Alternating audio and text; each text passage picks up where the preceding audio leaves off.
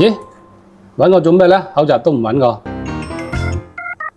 喂，朱二哥啊，我而家喺深圳買緊瓷磚啊，有冇秘技可以教我點揀啊？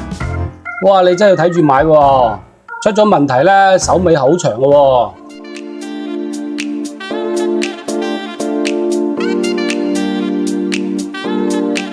早前呢，同大家分享咗裝修工程嘅預算嘅，有高中低3個方向分享嘅。咁買建材上邊呢，可唔可以提供3個方向呢？咁今次呢，我就用個人嘅觀點啦，同大家分享一下啦。嗱，依家分享第一樣嘢啦。咁好多裝修公司喺個報價單上邊呢，都會有提供包工包料嘅。如果佢冇包料嘅話呢，可能佢會有一啲另計嘅項目嘅。咁羊毛出喺羊身上呢，如果佢要提供呢個產品俾你嘅話呢，佢都會有差價嘅水位嘅。咁其實有好有唔好嘅，好嘅你可以慳翻啲時間，唔需要去睇建材買建材嘅。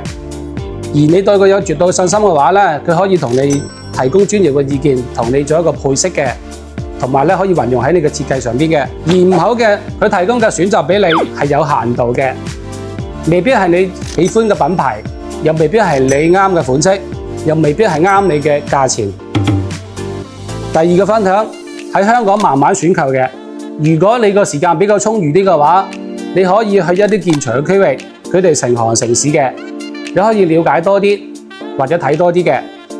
咁因為佢哋嘅地段關係呢，佢哋嘅租金會貴啲，會賣貴啲嘅。咁但係呢個都係合情合理嘅。又如果你追求性價比嘅話，我都推薦大家呢去一啲樓上鋪啦，或者係建材倉嘅。佢哋呢就個價錢會平啲啦，同埋呢個地方大啲嘅，嗰個品種元素呢又會多啲嘅。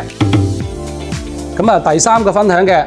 好多業主朋友會北上買建材嘅，咁肯定會平啲啦。一啲小型嘅飾品啊、掛件啊，或者係燈飾啊，我都唔反對大家去選購嘅。但係重型嘅商品呢，希望大家小心去選擇嘅。如果出咗問題呢，等於隔山買牛嘅，因為出咗問題呢，係好難退返上去國內嘅，咁你係好難攞到批文嘅。早排呢，有個業主朋友嘅。佢喺國內咧買咗一大批建材嘅，送咗上佢個單位，原來發現有1/3都係爛咗嘅。佢追問翻商家嘅，咁商家咧就將呢個問題咧就推返俾運輸嘅，運輸就係推返俾商家嘅。咁你推我搪之間咧，就浪費咗好多精神時間嘅，咁又未必解決到問題。咁又發生咗另外一個問題，成批自磚送錯咗嘅。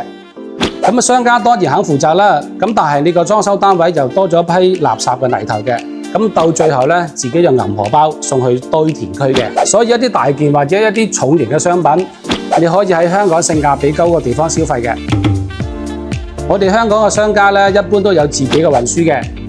萬一佢哋送爛咗或者係送錯咗嘅話呢，佢哋會收返，重新送返啱俾你嘅。咁就唔會出現呢個隔山買牛嘅問題啦。又例如有啲特定嘅產品係有保養期嘅，好似呢款同埋呢款咁樣啦，佢係有5年同埋10年嘅保養期嘅。咁你可以買得安心同埋放心啦。喺外地買嘅商品呢，有保養都等於冇保養嘅。